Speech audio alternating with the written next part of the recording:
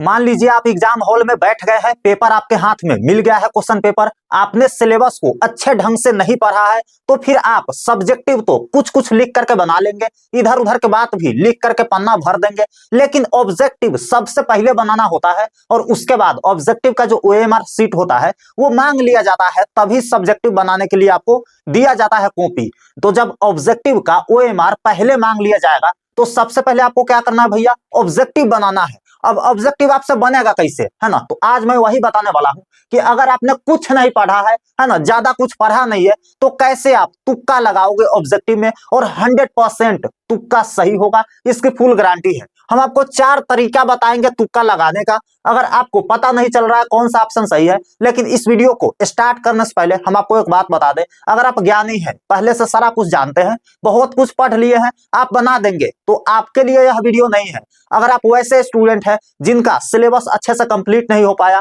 ज्यादा वो पढ़े नहीं है, पूरा चैप्टर को खत्म नहीं किए हैं, थोड़ा बहुत ही पढ़े हैं, है ना, और एग्जाम देने जा रहे हैं, तो आपके लिए यह वीडियो है। इस वीडियो के बाद ऑब्जेक्टिव में आपको दिक्कत नहीं आएगा, 4 धांसू टिप्स दूंगा आपको, है ना, उसके बाद ऑब्जेक्टिव में आप तुक्का लगाओगे और वो 100% सही भी होगा।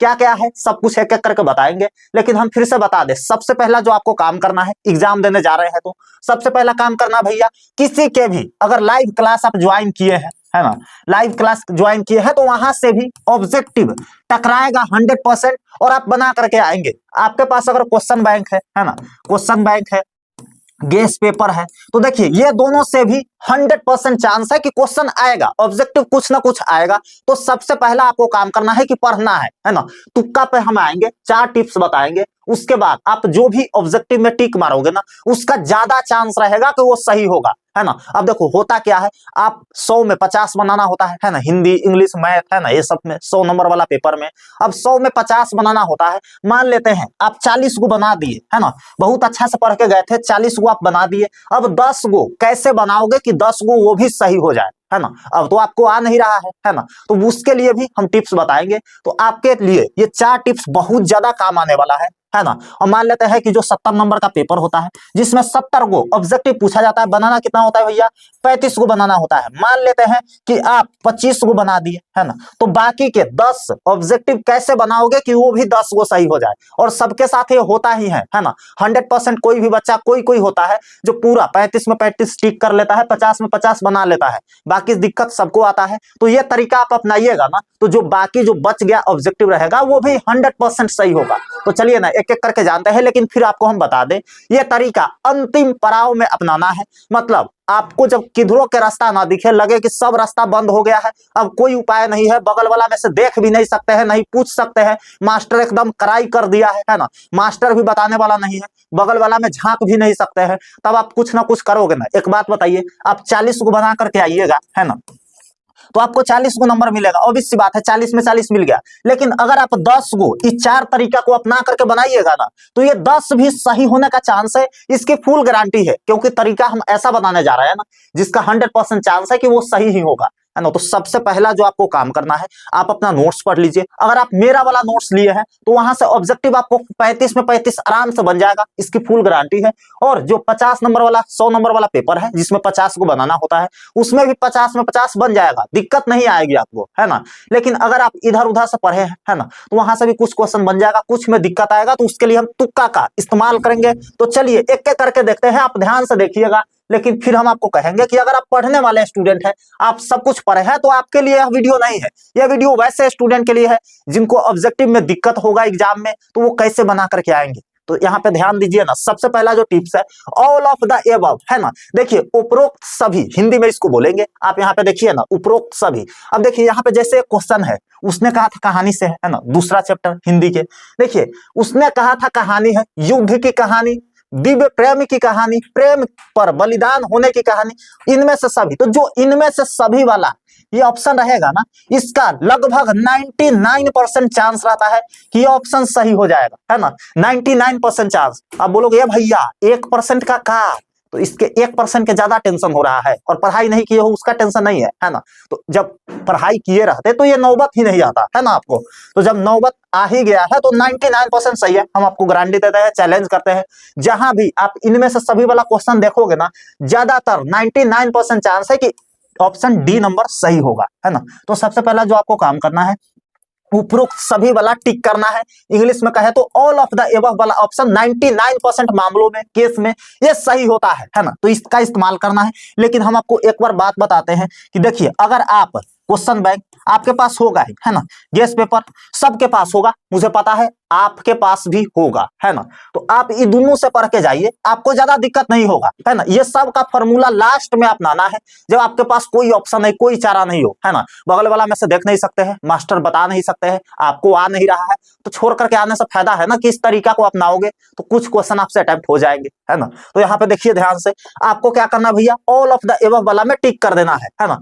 बहुत चांस है, हम तो कहते हैं 100%, लेकिन 1% को छोड़ देते हैं, 99% चांस है, पूरा रिसर्च बेस पे बता रहा है कि ये सही होगा, है ना। दूसरा जो तरीका आपको अपनाना है वो यहाँ पे ध्यान से देखिए, है ना। दूसरा तरीका क्या है भैया, एलिमिनेशन मेथड, है ना। एलिमिनेशन मेथड में क्या होता है भैया, तो देखिए सबसे पहले मान लेते हैं कि ऑप्शन ए है ना, ऑप्शन बी है, ऑप्शन सी है, ऑप्शन डी है ना।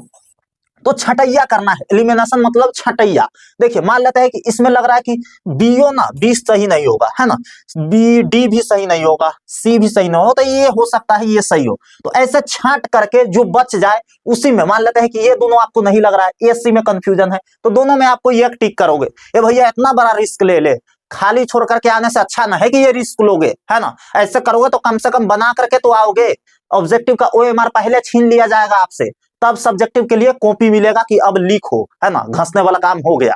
तो उससे पहले आप ये काम जरूर कर देना, नहीं तो खाली ही ले लेगा आपसे, है ना। जैसे घंटी बजेगा आपसे ऑब्जेक्टिव का ओएमआर ले लिया जाएगा। तो दूसरा क्या करना भैया, एलिमिनेट करना है, छटैया करना है, बाकी ऑप्शन को छांट देना है, जो ऑप्शन बच जाएगा वही आपका सही ऑप्शन है ना। ज्यादा चांस है कि वो ऑप्शन सही होगा, ठीक है मेरे भाई। इसके बाद हम आपको बताना चाहेंगे, ये राजा अगर आप सब्सक्राइब नहीं किए हैं इस चैनल को तो सब्सक्राइब करके रखिए। क्यों? क्योंकि इसके बाद आपका जब एग्जाम हो जाएगा, रिजल्ट आएगा, उस समय तक भी हम आपका साथ देंगे। अगर आपका मार्क्स कम आया तो कैसे उसको बढ़वाना है, कैसे अपील करना है, अगर आप कैसे चैलेंज करोगे बिहार बोर्ड के, स्क्रूटनी कैसे करोगे, सारा कुछ पर हम वीडियो बना के आपके हेल्प करेंगे। तो सब्सक्राइब नहीं किया है तो कर लीजिए, बहुत ज्यादा काम आएंगे हम, है ना। आगे देखिए, अगला जो हमारा टिप्स है वो प्रो टिप्स है। क्या है भैया, ए तथा बी दोनों। अब देखिए बहुत सारे क्वेश्चन होंगे जिसमें रहेंगे भैया ऑप्शन ए में ए, ऑप्शन बी में, है ना, फलना ढिमका रहेगा, है ना, ऑप्शन सी में रहेगा ए तथा बी दोनों, है ना। अब देखिए ये ज्यादा चांस है कि ये वाला ऑप्शन जो है ना वो सही है ना। डी में रहेगा क्या भैया, नन ऑफ द एबव, है ना, नन ऑफ दीज, है ना, मतलब इनमें से कोई नहीं। अब देखिए सी वाला ज्यादा चांस है कि ये वाला ना सही ऑप्शन है, तो ये वाला में टिक करिएगा। आप लोगों में से बोलेगा ये भैया इससे कैसे आप श्योर होकर बोल रहे हैं। एक बात हम आपको फिर से याद कराना चाहते हैं, आप किसी में से देख नहीं सकते हैं, कोई बता नहीं सकता है, तो खाली छोड़ करके आने से अच्छा नहीं कि ये करके आओ, है ना। ऐसे आप करोगे तो कम से कम चांस तो बनेगा कि सही है। अपने से किसी में ए में घस दिए, बी में घस दिए, उससे अच्छा है कि ऐसा वाला ऑप्शन ढूंढो और वहां पे टिक कीजिए, वहां पे ज्यादा चांस है कि आपका जो है ना वो सही हो जाए, है ना। अगला जो टिप्स है वो देखिए आप यहाँ पे ध्यान से, है ना, सिमिलर साउंडिंग, है ना। अब देखिए कोई कोई क्वेश्चन ऐसा होता है ना जो सिमिलर साउंड करता है, अगर दो विकल्प सुनने या देखने में लगभग एक जैसे हो, है ना, तो सही उत्तर उन्हीं में छिपा होता है। अब देखिए मान लेते हैं कि कोई ऑप्शन हो वो भी एक जैसा साउंड कर रहा है बोलने में, दूसरा है वो भी एक जैसा साउंड कर रहा है ना। हो सकता है कि ए बी में से, और तीसरा है जो अलग है, चौथा है डी वाला जो अलग है, तो हो सकता है ए बी में से कोई एक ऑप्शन हो, या सी डी अगर एक जैसा साउंड कर रहा है तो हो सकता है सी डी में से एक ऑप्शन हो। तो ऐसे करके अगर आप टिक करोगे तो डेफिनेटली सही होने का चांस ज्यादा बढ़ जाएगा, है ना। उसके बाद आप ध्यान से देखिएगा भैया, है ना, यहाँ पे देखिए लास्ट जो हमारा टिप्स है वो है कॉन्टेक्स्ट क्लू। अब देखिए प्रश्नों को गौर से पढ़िए, जो भी क्वेश्चन पढ़ रहे हैं ना उसको कोशिश कीजिएगा अच्छे से पढ़े। कई बार उत्तर अगले या पिछले किसी प्रश्न में छिपा होता है। अब देखिए कोई कोई ऑब्जेक्टिव होता है ना, जब आप सब्जेक्टिव में जाओगे तो हो सकता है एक्सप्लेनेशन के लिए वही लाइन दे दे जो आपने ऑब्जेक्टिव में देखा था, है ना, तो बहुत ज्यादा हेल्प हो जाता है उससे, है ना। हो सकता है जो मिलान हो, है ना, उससे राइटर और चैप्टर का नाम वही दे दे जो किसी ऑब्जेक्टिव में वो था, है ना, चैप्टर और राइटर का नाम लिखा हुआ था, है ना, हु इज रिटन बाय फलना, और हो सकता है आगे मिलान में वही दे दे, तो दोनों एक जैसा सिमिलर हो गया ना, तो बनाने में बहुत ज्यादा आसानी हो जाता है। तो यही कुछ टिप्स था, है ना। अगर आप ऐसे अपनाते हो, ये लास्ट में करना है, हम आपको फिर भी बता रहे हैं, है ना। अगर आपके पास कोई रास्ता नहीं है ना, अब कोई ऑप्शन ही नहीं है, कोई ऑप्शन ही बचा ही नहीं है, तब लास्ट में आपको ये अपनाना है, 100% काम करेगा और आपका मार्क्स आएगा। ये चीज आप 10th क्लास में भी एज्यूम किए होंगे कि ऐसे करके आप बहुत सारा क्वेश्चन बनाए होंगे, है ना। तो अगर आप इस तरीका को अपनाते हैं तो डेफिनेटली आपको हेल्प होगा। और अगर आप इस सब में से कोई भी नोट्स लिए हो तो उस सब्जेक्ट में आपका ऑब्जेक्टिव और सब्जेक्टिव एक भी नहीं छूटेगा, इसकी फुल गारंटी है। सारा क्वेश्चन यहीं से आ रहे हैं, आप आसानी से बना करके आएंगे। अगर आप नहीं लिए हैं तो इस नंबर पे मैसेज करके छोटा सा पेमेंट लगेगा, वो करके ले लीजिए। डिस्क्रिप्शन में मैंने लिंक डाल दिया है, उस लिंक पे क्लिक कीजिए और वेबसाइट से जाकर के डाउनलोड कर लीजिए पेमेंट करके, है ना। जैसे ही आप पेमेंट करेंगे आपके फोन में पीडीएफ डाउनलोड हो जाएगा, उसको पढ़ करके चले जाइए, कोई दिक्कत नहीं आएगी ऑब्जेक्टिव और सब्जेक्टिव में। बाकी मिलते हैं अगले वीडियो में, तब तक के लिए love you all the best आपके एग्जाम के लिए। उम्मीद है आप बहुत अच्छा करेंगे, उम्मीद से ज्यादा नंबर आपका मिले, यही हमारी शुभकामनाएं हैं। मिलते हैं आपसे अगले वीडियो में, तब तक के लिए love you all and bye bye.